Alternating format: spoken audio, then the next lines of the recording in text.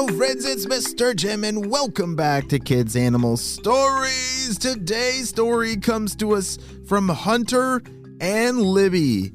They sent me an awesome idea for a critter to do a mystery story on. And you can too, just head over to the website down below to enter our critter queue, which is where you can learn how to become a critter protector, send me your critter ideas, and so much more. Well, friends, are you ready to solve this mystery? Me too, let's go!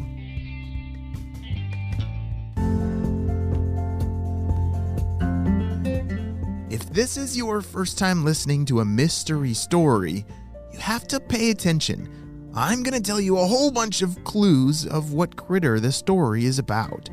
And it's going to be your job to try and solve the mystery of who Hunter and Libby are.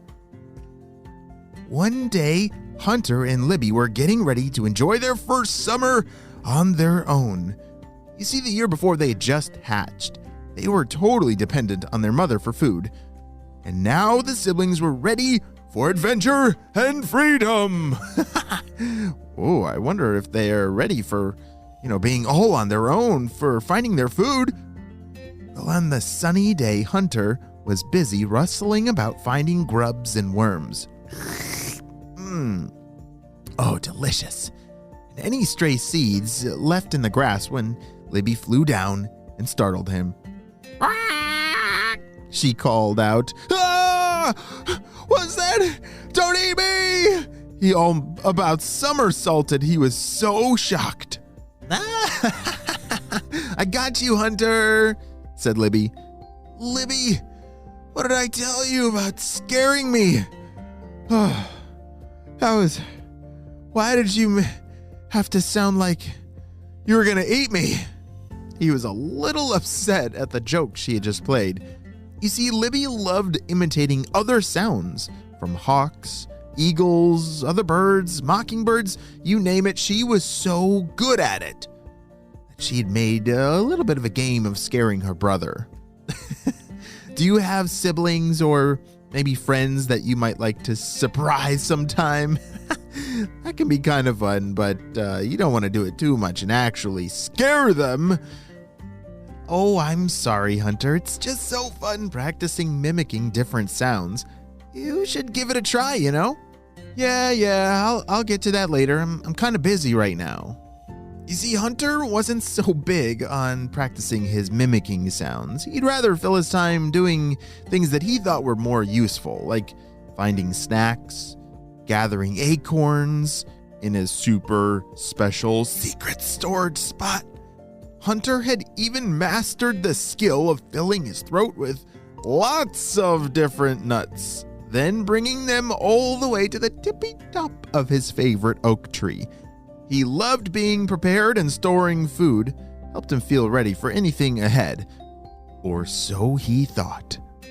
He flew over towards his sister and said, "Libby, it's about time you start helping me store food for winter," Hunter said. "You can only go so far to find more once the cold weather hits." "Oh, okay," Libby moaned. "I guess I'll help." The two pecked along, finding buried acorns, bits of different things they could store up for the long winter ahead. "Hey, Hunter, check this out." Libby had a fresh nut with the full hard shell and bumpy top still intact. Whack, whack. She pecked at the shell with her black beak and broke open the acorn. "Oh, these are so fresh. They're delicious." "Nice job using your head there, Libby. Well, your beak, I guess." Hunter laughed. "I'm gonna head across the street. Maybe that farmer put out some more food in that fancy contraption he always has." These mystery critters have gotten very good at living amongst us humans. You've likely even seen them in the trees near your house, flying around your town. They have a certain color that makes them stand out. They're not brown, black, white, or red. Hunter jumped up, flapped his wings, and flew across the street, headed towards that farm. And it was a good thing, too, because Hunter found the jackpot. You see, the farmer had recently filled his bird feeder with delicious treats of seeds of all sorts of things. "Holy smokes, this is the best I've ever seen it," said Hunter. That's my favorite."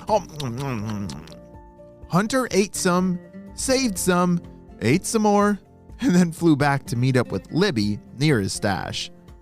"Libby, you'll never believe what I've..." And then all of a sudden there was a ginormous crash and boom. Libby, was that your stomach?"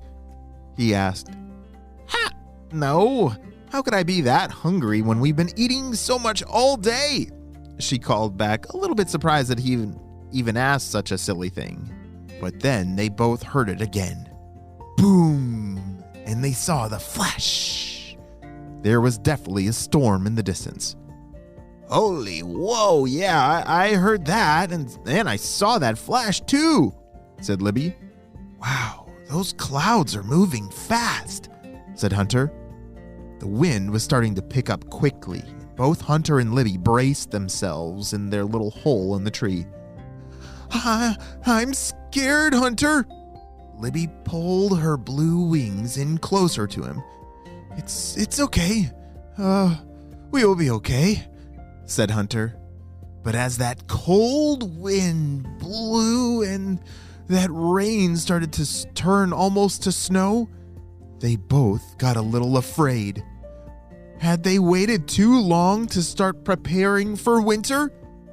Are they going to have enough food to make it through this storm? And oh dear, I'm not sure what is going to happen next.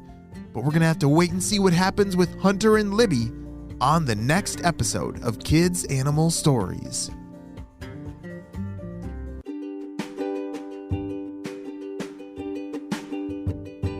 Holy smokes, have you been listening to all the clues? Well, there's been several of them. It sounds like they're some kind of bird, right? Yeah, they have wings and they can fly. They love acorns. The color. Did you catch what color that they were? Yes, blue. Interesting. I can't think of many birds that are blue. Can you? Well, I'm going to have to keep thinking about this, and I hope that they're going to be okay. Well, you have a super duper day, and I'll see you on the next adventure. Bye!